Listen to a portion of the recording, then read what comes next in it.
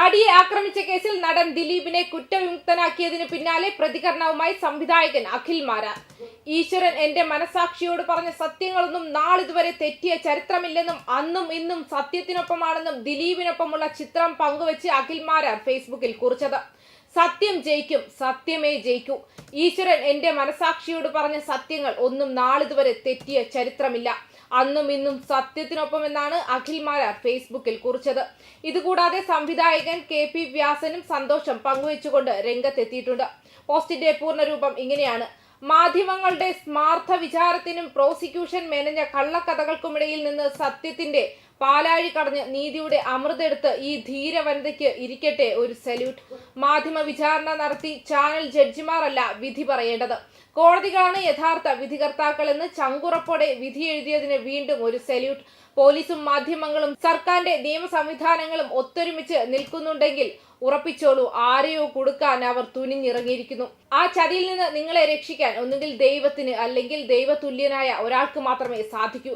എത്ര വൈകിയാലും സത്യത്തെ എല്ലാ കാലത്തേക്കും മൂടിവെക്കാൻ ആർക്കും ആവില്ല.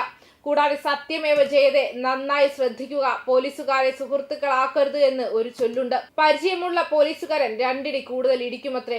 അതുപോലെ തന്നെ മാധ്യമപ്രവർത്തകരെയും സുഹൃത്തുക്കളാക്കരുത്. പരിചയം നടിക്കുന്ന മാധ്യമപ്രവർത്തകനായിരിക്കും നിങ്ങളെക്കുറിച്ച് ആദ്യം വ്യാജ വാർത്ത ഉണ്ടാക്കുന്നതെന്നാണ് വ്യാസൻ കുറിച്ചത്. നന്ദി ദൈവമേ, സത്യമേവ ജയതെ എന്ന് ദിലീപിന്റെ സുഹൃത്തും സംവിധായകനുമായ നാദിർഷയും സോഷ്യൽ മീഡിയയിൽ കുറിച്ചിട്ടുണ്ട്.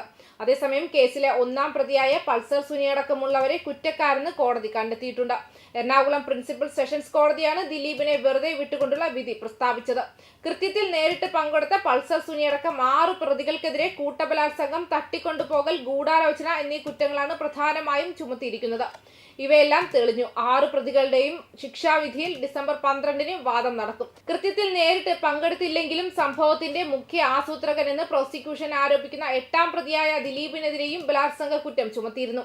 എന്നാൽ ദിലീപിനെതിരെ ക്രിമിനൽ ഗൂഢാലോചന തെളിയിക്കാൻ പ്രോസിക്യൂഷന് സാധിച്ചില്ല. ഗൂഢാലോചനയിലടക്കം തെളിവില്ലെന്ന് ചൂണ്ടിക്കാട്ടിയാണ് കേസിൽ പ്രതിയായ ദിലീപിനെ കോടതി കുറ്റവിമുക്തനാക്കിയത്. IT നിയമപ്രകാരം പൾസർ സുനി കുറ്റക്കാരനാണെന്നും കോടതി കണ്ടെത്തി.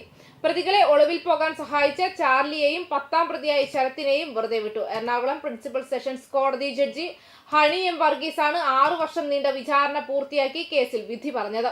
കൃത്യത്തിൽ നേരിട്ട് പങ്കെടുത്ത 6 പ്രതികളടക്കം 10 പേരാണ് വിചാരണ നേരിട്ടത്. ആക്രമിക്കപ്പെട്ട നടിയോടുള്ള വ്യക്തിവിരോധത്തെ തുടർന്ന് ബലാത്സംഗത്തിന് കൊട്ടേഷൻ കൊടുത്തുവെന്നാണ് ദിലീപിനെതിരായ കേസ്. എന്നാൽ തന്നെ കേസിൽപ്പെടുത്തിയതാണെന്നും പ്രോസിക്യൂഷൻ കെട്ടിച്ചമച്ച തെളിവുകളാണ് കോടതിയിൽ എത്തിയതെന്നുമായിരുന്നു ദിലീപിന്റെ വാദം. നിലവിൽ ജാമ്യത്തിലുള്ള 1 മുതൽ 6 വരെയുള്ള പ്രതികളെ റിമാൻഡ് ചെയ്യും. ജാമ്യം റദ്ദാക്കും. ഇവരെ കാക്കനാട് ജയിലിലേക്ക് മാറ്റും. 1 മുതൽ 6 വരെ പ്രതികൾക്കെതിരെ ഗൂഢാലോചനയും തെളിഞ്ഞു.